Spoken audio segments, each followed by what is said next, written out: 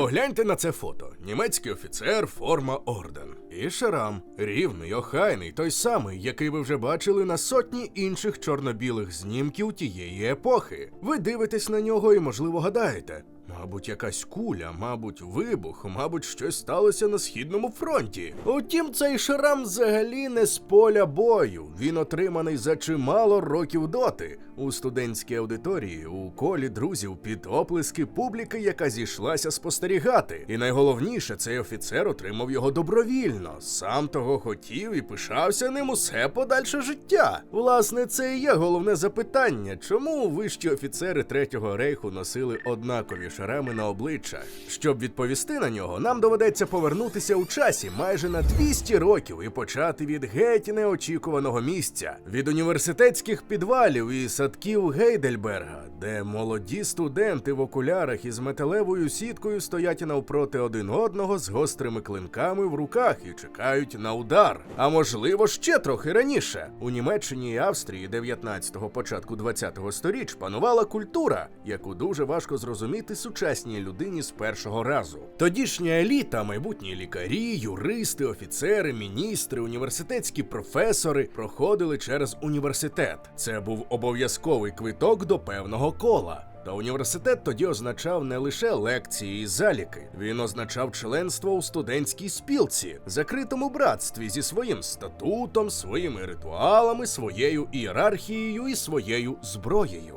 Ці спілки мали різні назви і різні традиції, та у більшості з них існував один спільний елемент – мензур. Слово латинське означає просто міра чи відстань, саме фіксована відстань між двома людьми, які стоять навпроти одне одного з клинками. Мензур – це ритуалізований двобій. Але не той двобій, про який ви подумали. Не той, де хтось когось убиває, чи де відстоюють честь після образи, а радше перевірка характеру і ритуал ініціації. Іспит, де запитання одне: чи зможеш ти стояти нерухомо, коли гострий клинок летить тобі в обличчя? Поспілкуймося про те, як саме діяли учасники, бо деталі тут важливі. Отже, кімната. Найчастіше це підвал, зачинена зала чи сад, щось ізольоване, куди не запросять зайвих. Присутні двоє учасників, по кілька секундантів із кожного боку. Незалежний суддя, обов'язково лікар, його звали Паукарст, лікар бійки, і глядачі з братерства. Атмосфера серйозна, але не похмура, адже це подія. Учасники одягнуті дивно на думку сучасної людини. Тіло захищене добре. Рука, яка тримає зброю, щільно забинтована. Шия й горло приховані широким жорстким коміром. Очі сталевими окулярами з кольчужною сіткою. Проте обличчя, щока, скроня, частина чола відкриті. Навмисно відкриті, тому що саме сюди і б'ють. За зброю беруть шлегер. Клинок із загостреною верхньою третиною. Ефес захищає руку. Не рапіра, бо з нею фехтують геть інакше. І не шабля. Щось середнє, призначене для конкретної техніки. Короткі, швидкі рубаючі удари, переважно зап'ястям і передпліччям. Поза тим учасники не рухають ногами. Взагалі, вони стоять на фіксованій відстані один від одного і обмінюються ударами стоячи. Ні кроку вперед, ні кроку назад. Оступитися – це ганьба. Нахилити голову останньої миті – ганьба. Мета полягає не в тому, щоб поранити суперника. Мета полягає в тому, щоб не зреагувати тілом на загрозу. Усе, що бачить цієї миті глядач – це двоє нерухомих чоловіків, які ритмічно б'ють один одного клинками в обличчя. Двобій ділиться на серії – ганги, кількість яких визначена заздалегідь. Між ними зупинки. Секунданти оцінюють ситуацію. Лікар оглядає рани. Рани – частина процесу. Якщо хтось із учасників отримував поріз, то двобою не зупиняли. Лікар підходив, обробляв рану і усе тривало далі. Якщо ж рана виявлялася серйозною, то зупиняли. Після завершення всіх серій учасники тиснули руки. Переможців і переможених у класичному розумінні не було. Перемагав кожен, хто дійшов до кінця. Хвилинка уваги для тих, хто ще не підписаний на наш телеграм-канал. У нас там не тільки анонси нових відео, а ще й безліч цікавих історій і фактів, які ми не публікуємо на Ютубі. Посилання у описі і прямо зараз на екрані. А тепер поговоримо про шрам. Розсічена щока, звісно ж, загоїться, та все одно залишається слід. І оцей слід, він мав власну назву – шміс. Найбажаніший варіант – помітний, широкий, від куточка губи до вилиці. Називали Реномір Шміс. Буквально шрам для репутації, шрам на показ. І вже в самій назві закладено всю логіку. Цього шраму не ховали, а демонстрували. У сучасному сприйнятті шрам на обличчі асоціюють із небезпекою, кримінальним середовищем або травмою. Проте в Німеччині і Австрії кінця 19-го, початку 20-го сторіч Шміс читали геть іншим чином. Він казав оточенню, цей чоловік закінчив університет і належав до студентського братства. Він стояв під клинком і не здригнувся. Тобто це було свідчення про належність до еліти, не менш красномовне, ніж диплом або ж орден. Можна сказати, що це був диплом, написаний просто на шкірі. Ця система мала навіть юридичний вимір. У тодішньому освіченому суспільстві Німеччини існувало поняття «satisfactionsfähig» – здатний дати сатисфакцію. Так називали людину, яку вважали рівною, гідною того, щоб із нею взагалі вступати у двобій честі. Це був неписаний поділ на своїх і решту. Людина зі шрамом підтверджувала, вона з цього кола. Людина без шраму, чи ніколи не навчалася в університеті, чи навчалася та не ризикнула пройти ритуал. У обох випадках це нижчий рядок соціальної таблиці. Тут важливо зрозуміти, що Мензур не був забавою хуліганів і не мав нічого спільного з вуличною бійкою чи криміналітетом. Це була винятково практика освіченого середнього класу і аристократії, тих, кого в тодішній Німеччині називали «Bildungsbürgertum», тобто освіченим бюргерством. Майбутні судді брали участь у Мензурі. Майбутні лікарі, дипломати, університетські професори. Люди, які формували правову, наукову і культурну систему держави. Саме ця незмінність і нефальсифікованість і надавала шраму його ваги. Диплом можна втратити, посвідчення можна підробити, репутацію можна купити. Проте шрам на щоці означав, що ти справді там був. Що твоє тіло пам'ятає ту кімнату, тих людей, ту мить, коли клинок летів тобі в обличчя, і ти не відступив. Жодні гроші, жодне становище цього не замінять. Це і є суть того, що спеціалісти називають ритуалом ініціації, переходу, який залишає незворотній слід. Тут варто навести одне знакове свідчення американського письменника Марка Твена. 1878 року він побував у Гейдельберзі і на власні очі спостерігав студентські двобої. Потім описав це у книжці «Пішки Європою» з характерним для себе сухим гумором. Люди добровільно дають різати себе по обличчю, ретельно захистивши всю решту. Лікар зашиває рану і повертається до столу по каву.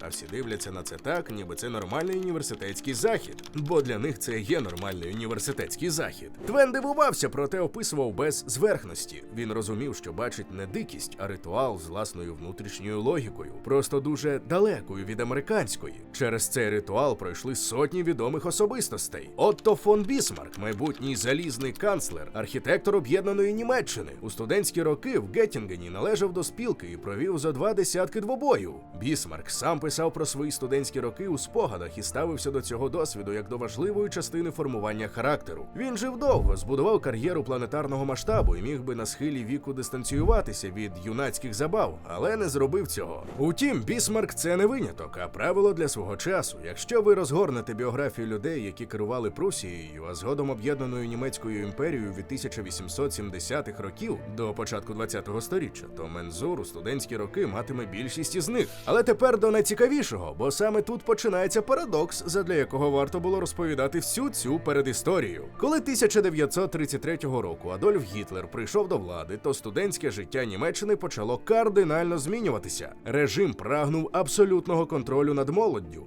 від шкіл до університетів.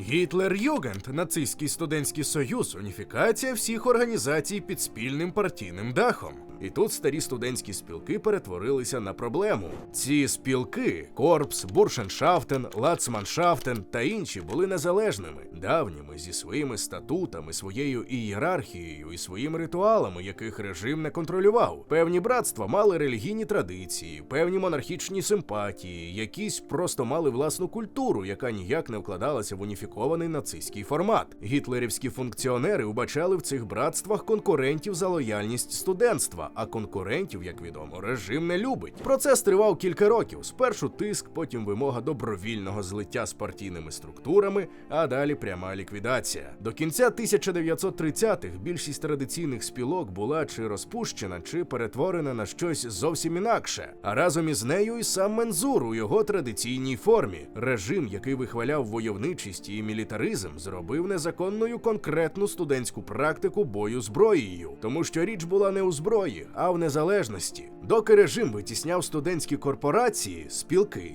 і саму практику мензуру, на обличчях його власних вищих офіцерів красувалися шмісси. Ці люди отримали шрами студентами до 1933 року у тому старому університетському світі, який нацизм згодом перекреслив. Поміркуйте про абсурдність цієї картини. Людина у мундирі СС проводить нараду, де обговорюють ліквідацію чергової буржуазної студентської спілки. І водночас на її лівій щоці видно рівний шрам, отриманий саме в такій спілці 10 або 15 років тому. Режим, який будував нову людину і нову ієрархію, спирався на людей, чиї тіла несли на собі клеймо старої ієрархії, тієї самої, яку цей режим проголошував пережитком. Іронічно, геш? Найвідоміший приклад – Отто Скорцені, австрієць із Відня, навчався там в університеті, належав до студентської спілки, за різними даними провів із десяток мензурів. Один із них залишив на його лівій щоці широкий помітний шрам, той самий, який видно на кожному портреті цієї людини. Скорцені згодом став офіцером СС, а його операція з визволення Беніто Муссоліні з гірської в'язниці у вересні 1943 року, зухвала, блискавична, майже кінематографічна, створила йому репутацію що на Заході, що й серед союзників Гітлера. Союзницька преса охрестила його найнебезпечнішою людиною в Європі. На всіх фотографіях форма, погляд і шрам на щоці від студентського двобою. Ось і вся відповідь на запитання, від якого ми починали. Чорно-білі фото офіцерів із однаковими шрамами – це не тип бойових поранень, а відбиток однієї культури на обличчях покоління людей, які пройшли крізь певну систему формування еліти. Система була знищена тим самим режимом, якому вони служили, та їхні шрами нікуди не поділися. А знаєте, що найцікавіше? Мензур не зник. Він живий донині. Традиція, яку нацисти заборонили, яку вважали анахронізмом, яку поховали разом із усією системою традиційних спілок, відтворилася в повоєнній Німеччині і Австрії. Кілька спілок відновили свою діяльність у 1950-ті роки і поступово повернули мензур до свого ритуального обігу. Юридичні суперечки про те, чи є це забороненим двобоєм, владнали на користь традиції. Суди визнали, що це добровільний ритуал між дорослими людьми, які свідомо дали згоду. Не дуель, не бійка, не тілесне ушкодження в юридичному розумінні. Сьогодні в Гейдельберзі, університетському місті, де американець Твен спостерігав двобої ще 1878 року, студентські спілки досі практикують мензур. Так само у Відні. Захист, зброя, лікар у кутку, нерухомі ноги і відкриті обличчя. Усе так, як і було 150 і 200 років тому. Студенти отримують шрами, носять їх відверто, вважають їх частиною своєї ідентичності. Чи є це дикістю чи традицією – питання особисте. Утім, ось що точно. Ця традиція пережила 2 світові війни, нацизм, денацифікацію, студентські революції 1968 року і десятиріччя суспільних змін. Цікаво, а як до такого типу шрамування ставитеся ви? На сьогодні це все. Якщо вам сподобався цей матеріал, то підпишіться на канал і натисніть на дзвіночок, щоб не пропустити наступних відео. А ще просимо вас поставити вподобайку і залишити коментар. Це допомагає каналу розвиватися. До зустрічі, друзі!